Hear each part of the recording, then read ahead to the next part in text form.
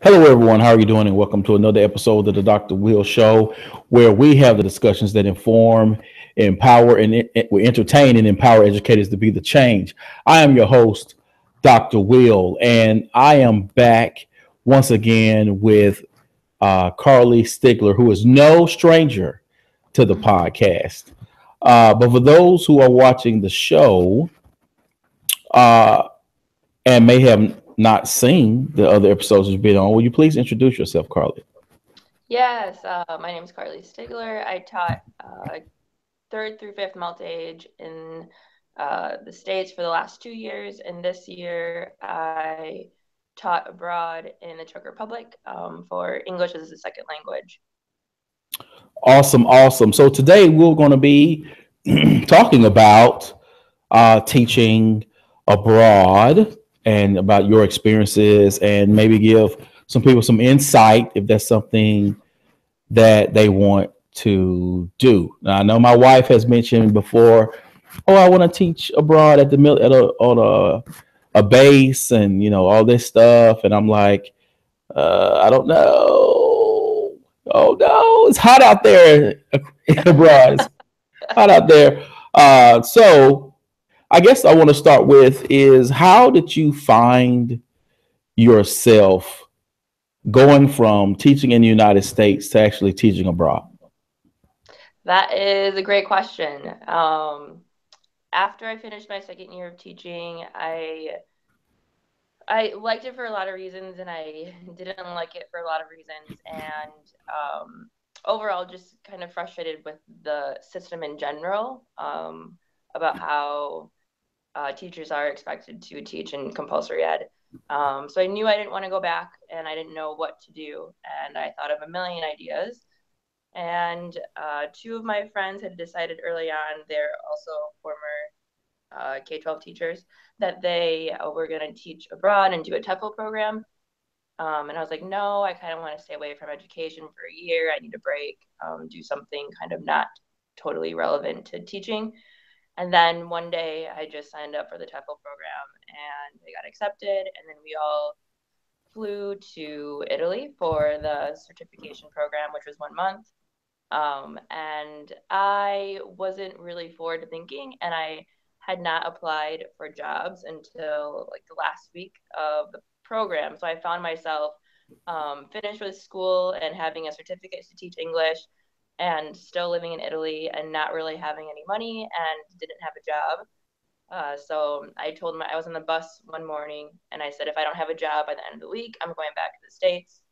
And one of my friends who I arrived to Florence with got a job and was already teaching in the north, had moved to northern Italy. So I was left with one of my friends who I came to Florence with.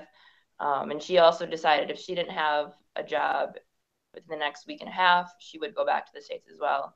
And fortunately, we found this job that we worked at the last 10 months in the Czech Republic. And we had an interview on Wednesday, and we got an email saying we were hired on Thursday.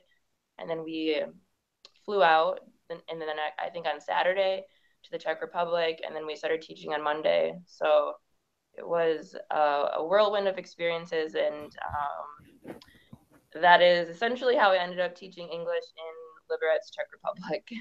Wow. And the Czech Republic, when I think of that country, I just think of James Bond, spy stuff. I don't think, oh, and as an American, I'm going to go there and actually work. So you mentioned in your previous answer about the TEFL certification. Mhm. What is that process like? And what would you tell an American about how to sort of prepare themselves for that certification program? Yeah. Oh, once again, I knew nothing about the TEFL program. I'm really good at following people around. So when my friends decided they were going to do this, and I decided as well, um, I don't really worry too much about details or anything. So I had paid, I signed up, papers were filed, things were signed, and I knew I was going. But one of my friends actually researched the TEFL program and read former students' comments on the program. and everyone said that it's a really intensive program. You won't have time to do anything, because you can take a certification in the States and you can also do it abroad. So they said no matter where you take it, it's really intensive. And I was like, oh, I went to school for teaching. It will be fine. I really wasn't concerned at all. I thought it was going to be quite simple. And living in Florence, I was like, great, I can go to school and then I'll travel around the city. And I had plans to sign up for like a photography class or a cooking course in the month that like I was there. And upon arriving on the first day, I was like, this is going to be probably like the worst experience of my life. It was really intensive. For me, it was really difficult. Even my other friends who do school well, they said it was really difficult for them as well. And going into it, I didn't know very much about teaching English as a second language. But with that said, I'm really happy that I did it, because if I had known how difficult it was going into it, I'm not sure I would have done it or continued through it. But I learned a lot through the course. I learned a lot about the English language. It's really interesting to study your language, from like a theory aspect and from just like the structure aspect.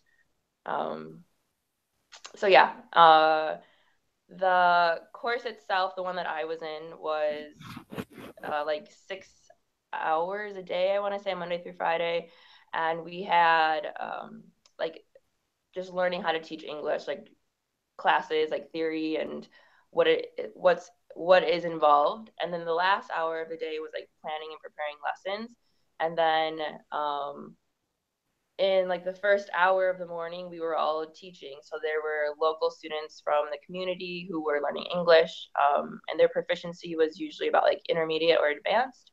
And they could take these courses for fairly cheap rate because we were student teachers just practicing essentially. And we would practice planning lessons and practice teaching to them. And then so that's how we would start our morning, was teaching. And then we would have a few hours of lecture, and then we would end with planning and preparing lessons. So it was just, I think on our third day, we were already lesson planning and teaching. And then at the end of the course, there's an exam you have to take, just like on your understanding of the tenses in English and best practice and questions about theory. And yeah, so that is pretty much the structure. And also because I was doing it abroad, there was also like a cultural component where we had time to go out and like, I think twice in our 1 month, we had time to go out into the city, and we had some assignments to complete, like learning about local architecture or like what people do in the city, the history of the city. And then we also had like I think 3 or 4 major projects. One of the biggest projects was we had to find a student, and we had to uh, prepare lessons for them and teach them like they were our own individual student. So it's kind of awkward going up to random people in Florence saying like, "Hey, do you want to learn English? And can you help me with this project?" And then you had to create like a needs analysis where you would ask them questions and analyze their understanding of the 12 tenses. And then based on that, you would find areas where they need to improve. And then we had to create a grammar lesson plan, a writing lesson plan, reading lesson plan, and a speaking lesson plan. And then it was over 2 sessions we had with them. So that was generally the structure of my program. I think they're all slightly different, but also similar. So yeah. Cool. So now you go through the program, you get a job, and so Yep. now you're teaching. So Uh-huh. what is your classroom like, and what are uh, sort of the age group of students you work with? So in the end, I had about, I don't know, 25 hours a week, which means I had 25 students, because each hour is one session with a student. And in the school I was in, there were 6 classrooms. So the teachers would move between classrooms depending on if you had an adult one-on-one or a 2-to-1 group or a kids class. So all the teachers were moving throughout the building. I taught, and all of our schedules were slightly different. Most of our classes were on campus, and some of us went off campus to teach at businesses or elementary schools, or I think that was it. So for me, I had 2 kids classes. One, the maximum size they try to have is about 6 kids per class. So I had one kids class with 6 students, and they were, I think, around 10. And then I had another kids class with 8 students, and they were about 6 and 7. And then I taught at a business once a week. It was a group of 3 adults. And then I taught at an elementary school once a week, and that was a class of 15 first graders. I only taught half of the class, and we were in the library. And the rest of my lessons were on campus at school, and I had the majority of adult one-on-ones. I had some 2-to-1 classes, whether they were siblings or they were friends. And yeah, that's it. I had a couple of students who were preparing for exams. Here there is the FCE, which is essentially like the first exam you take to get a certificate in English. And then I had 2 students, I think, who were studying for the CAE, which is the advanced English exam. So yeah, does that answer your question? Yes. So, you are not a Czech citizen who's teaching English. You are an American. Uh-huh. And we know that we put out a whole bunch of stuff like our movies and our music and stuff like that. The media, even on social media, that stuff gets pushed worldwide. So people can have various perceptions of what America is like. So what were some of the questions that your students ask you about American culture? I'm assuming they did ask you some questions. Yeah, I mean, so the first thing that comes to my mind is our political system, since I was here during the election. So I had a lot of questions about Donald Trump and my perspective of him, and how do I think that's going to affect our country. So I got a lot of those questions. I also got a lot of questions on just some of my younger students saying, like, I watched this movie, or I see these people on YouTube and they're saying these words. Like, what does this mean? Is this a common phrase, or is this how people talk where you're from? And is this everywhere in America? Or is it just associated with one region of America? So I got a lot of those questions. I had a lot of people just curious about my state. I'm from Wisconsin, so they just wanted to know, what is Wisconsin like? I also had a lot of questions just about how we celebrate holidays and what we do for the holidays.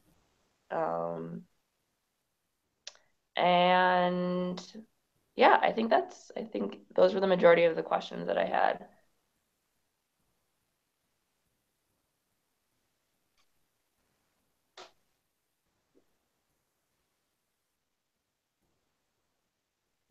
Okay. So this is my own curiosity, having not traveled abroad myself. What are people's, I guess, understanding or perceptions or even curiosity of people of color? Because I know that when people come to America, particularly if they come to visit, right, on vacation, they have an idea of what America is. And it's generally not people who look like me. And it's generally, not the South. Yeah. So when you're there and you're traveling and maybe you're just meeting people for coffee or it could have been your students, but what are some of the perceptions that you may have been able to gather about their understanding or views of people of color in America? Yeah, that's a really good question because I think that has a lot to do with like who you are as a person and your perception like of yourself. So for anyone, so like for me, I obviously am a person of color. However, I am adopted by a completely white family, and I'm not very dark. So with that, I think, well, I know I don't necessarily always interact with the world as an aspect of like I am a person of color because my whole family is white. I was brought up with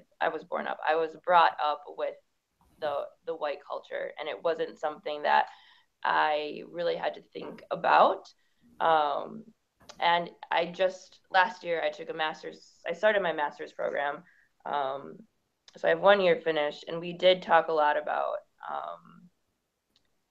like ethnicity and your identity with your ethnicity. So I think for me, traveling throughout, and so last year, my master's program was when I was really starting to think about like, how do I identify myself in terms of my ethnicity, and how does my being adopted into a white family affect me and my identity of my ethnicity. So traveling here, it is a very predominantly white country. There are there there is a population of uh, Asian descent, Vietnamese descent. What I was told is at some point, I don't know if it was before, during, or after communism occupation of the Czech Republic, it was easy for, I think, people living in Vietnam or people living in certain parts of Asia to immigrate to the Czech Republic. And so that is why there is a larger population of people of Asian descent. But other than that, it is a primarily white country. And so at some times when I was walking on the street, I could tell people were staring at me because I obviously don't look white. My hair is usually very large and curly, which is not commonly seen walking down the sidewalks. So it was an adjustment because typically I don't really have a lot of people back home noticing me just from my appearance. So at first it was kind of annoying, but also when you don't know something, you're curious about it, and they, if they haven't interacted, once I really thought about the situation, it wasn't anything of concern to me. And when I travel, I'm traveling to places that are primarily touristy places. So there are people coming from all over the world. And so when I'm traveling, I am just a part of the crowd. I'm not anything that is different. So it's really just living here. But everyone who I've interacted with and everyone who I know and my students are extremely kind. They've been extremely supportive in helping me settle in and find fitting in and figuring out how to navigate living in the Czech Republic or living in Liberec. So I feel very fortunate that I've been able to develop relationships with my students and people in the community, because without them, I would not have had such a positive experience. I wouldn't have felt like I really fit into this city and this country that I really knew nothing about before coming to. Awesome, awesome. See that? So I didn't know your personal story. So hearing that, it's like, wow, that's another podcast in itself. Because like my wife and I, we started a householders international episode right before this podcast started. Uh-huh. And there's this white couple who adopted two kids from Thailand. Okay. And then they decided they're going to move to Thailand so their children can grow up with the language and culture of their peoples, to introduce them. Because I'm always curious, when people adopt Yeah. We have the trans racial adoption. Do they introduce the children to that culture? Because once outside of that house, you're no longer a Johnson or Rosenberg or whatever you may be in your home. You're something else, and that something else can be treated a certain way. Yep. In the outside world. So again, I didn't know your story, but I'm like, oh my gosh, I want to go there, but this is not the podcast for it. So what have you learned about the educational system in the Czech Republic? If you can speak on that, as in any way compare that to your experiences with teaching in America. Yeah, so I don't know too much about the actual compulsory ed system, but I can speak about like the private side of English language learning, and then connections to compulsory ed in the States. I do know, so in terms of like the compulsory ed in the Czech Republic, kindergarten is separate, so they go to kindergarten, and then the main school starts at first grade, and then they go to that until what would be, I think, our fifth grade. And then you can choose like 2 tracks. So then if you are in fifth grade, you can go to the secondary school, which what I've been told is if you want a more intense study or you are more gifted in terms of intellect, you can go on that track. And then if you can stay in the primary school for another 4 years, and then you can go to this secondary school. So either you're in primary school for 8 years, I think, or you're in primary school for 5 years, and then you go to secondary school for 8 years. And then after that, most people graduate when you're 19, and then you can go to university, or you can go to like what would be our technical university, but it's still, for here, it's not the university. It's just like more of secondary school or something along those lines. And you study like one thing. And you can also do that in your secondary school as well. You choose, they choose what they want to study. So like at the age of, I think like 12 or 13, something like that, you're choosing what you want to be in life. And I have had a few students who are like, it's absolutely ridiculous. Like I don't know what I want to be. I'm 13 or I'm 14 or I'm 15. I don't know what I want to be in life yet. So they just don't see very much value. And I mean, the few students who I've talked to about this, they just don't see very much value in the educational system here because they're just choosing something slightly haphazardly and they're studying it, and they might be interested in it now, but they don't know if they want to do that for the rest of their life. Or they start it and they're interested, and then they decide that I don't like it, but I've already chosen this track, so I just have to finish. So yeah, that's what I know about the compulsory ed system. And on the private side for English language learning, I can speak about the school I'm at, which is interesting to me because I was kind of looking for a school where they would just be like, you teach from the textbook. There's no thought about pedagogy or best practices, because for me in compulsory ed, that is my life. Like I'm very much connected to personalized learning or experiential learning within the public education system, and I care a lot about that, and I want to be a part of conversations and change within that. But it just got very exhausting, and I couldn't really figure out how to manage that as a classroom teacher. So I wanted to just someone be like, this is what you do it, and I have no like emotional connection to it. And surprisingly, I ended up at a school that is very open and really cares about what the students want, and there's no curriculum, and you just have these resources, and you sit down with the student in the first lesson and you talk to them and you take notes on what you notice about them and their weaknesses and their areas of growth. And from there, you plan the next lesson. And then you do that in the classroom. And then so each lesson is built off the conversation from the prior lesson.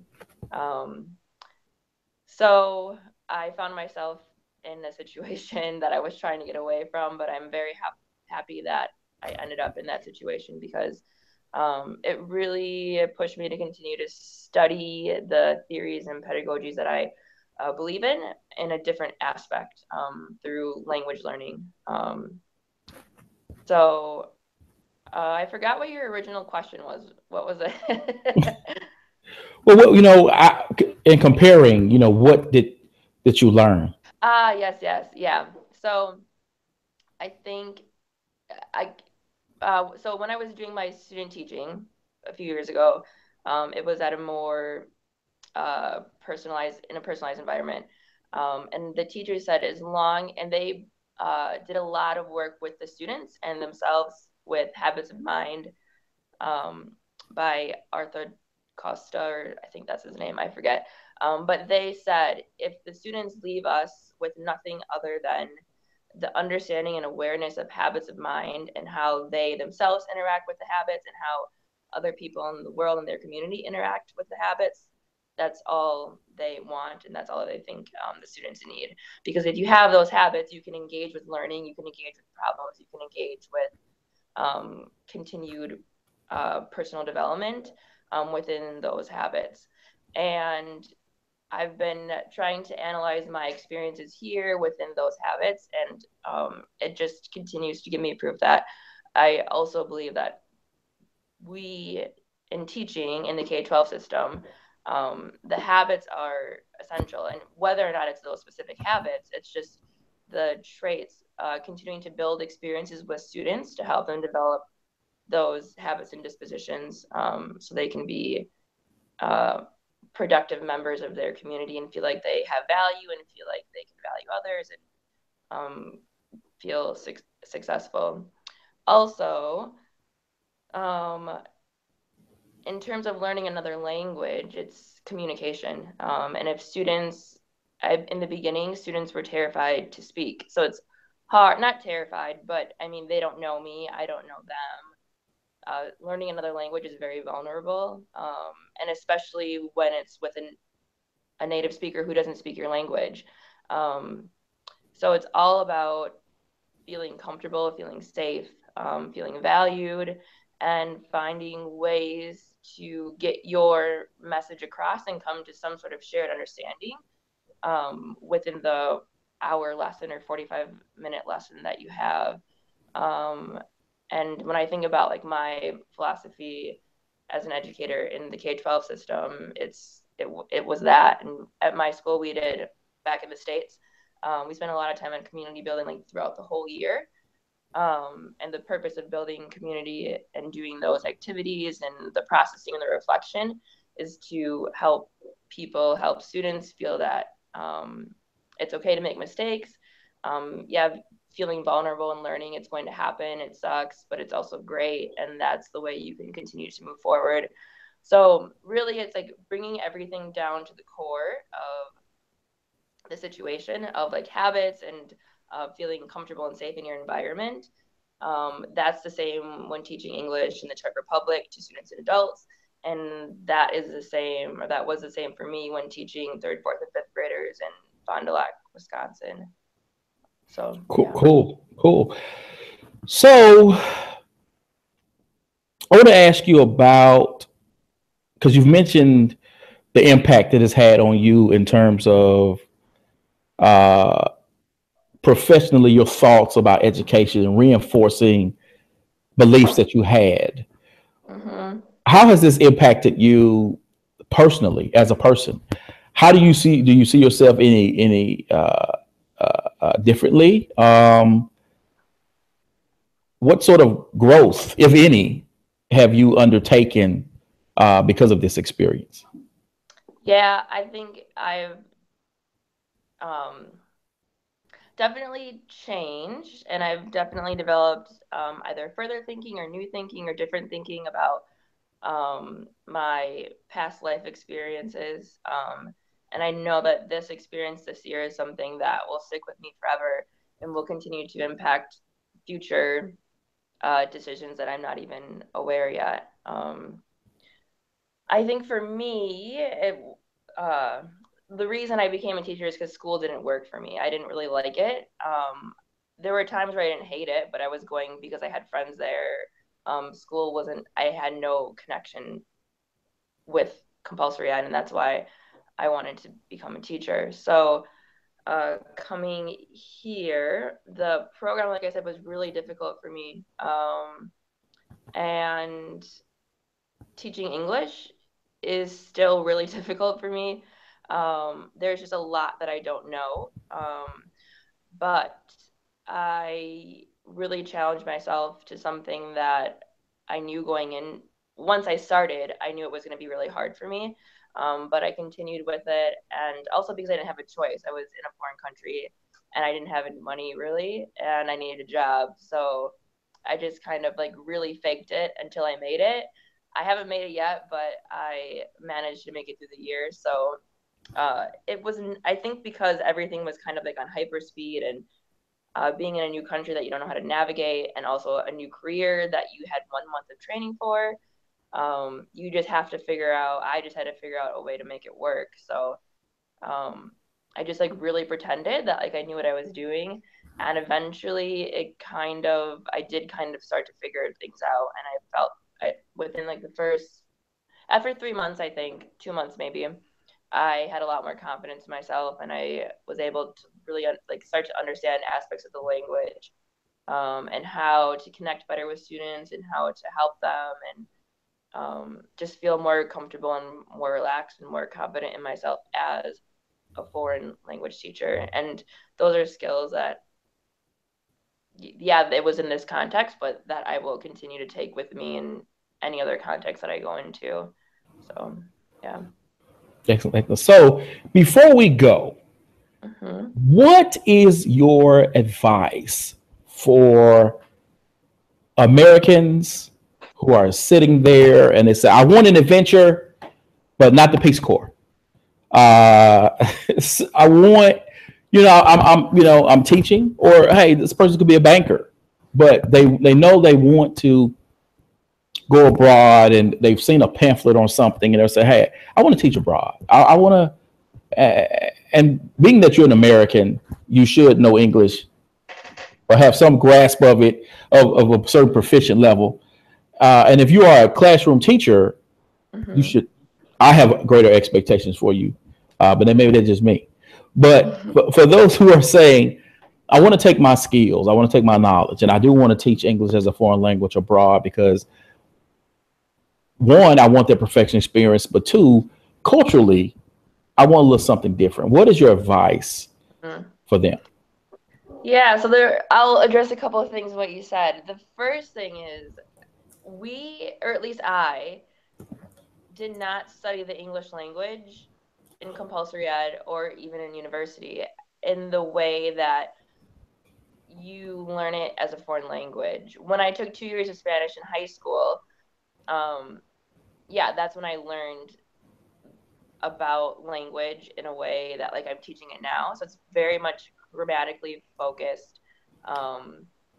And it's just very different. And if I did learn it in the way that I'm expected to teach it as an English teacher, I wasn't paying attention. So going into the TEFL course, like I don't even think I knew tenses existed. I could not have told you that there are 12 tenses in the English language, and there are uses for each tense, and I couldn't have told you any of that. But the perception is that if you are a native speaker, you know how to teach English. So that's why there's a lot of foreign companies everyone is very interested in having native speakers because they assume that because you speak English natively, you can teach it, which I can tell you is not the case. And when I was teaching in the US, it wasn't anything like the way I'm teaching as a foreign language.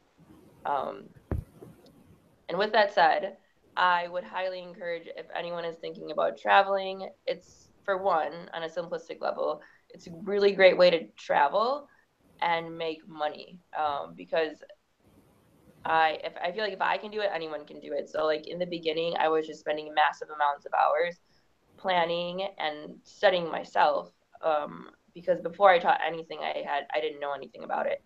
But yeah, I was still traveling on the weekends, and I think that's something I struggled with last year. The last 2 years teaching in the States is that I just let my career take over my life, and I didn't really have a life because it was one I only taught for 2 years. So I was learning a lot as well. And as teachers, I think that it's easy to feel like there's always more you can do, and there's always more you should be planning and thinking about and correcting or whatever it is. So it's a great way to sustain financially while traveling. Also, on a more significant level, I've developed like a much more, a greater appreciation for history, and other countries and other cultures' history, and how um, they all interact, and how that affects us as Americans, and how Americans have affected other countries and cultures. And it's just things that you obviously don't always learn in school. And it's something that I'm really grateful for. Um, so I would highly encourage anyone who's interested in traveling or teaching abroad to do it, because if I can do it, anyone can do it. Awesome, awesome. Thank you again, Carlie, for coming back on the show. Thank Uh, you. you are welcome. Always, I enjoy speaking with you. Uh, as always, people, you know how I do this thing. This is going to be tweeted out. It's going to be on my YouTube channel. Please subscribe. I'm popping this thing on LinkedIn. And of course, I'll be putting together a blog post, and the audio version will be available on SoundCloud. So, as always, people, invest in you, eat in you. Peace. Bye.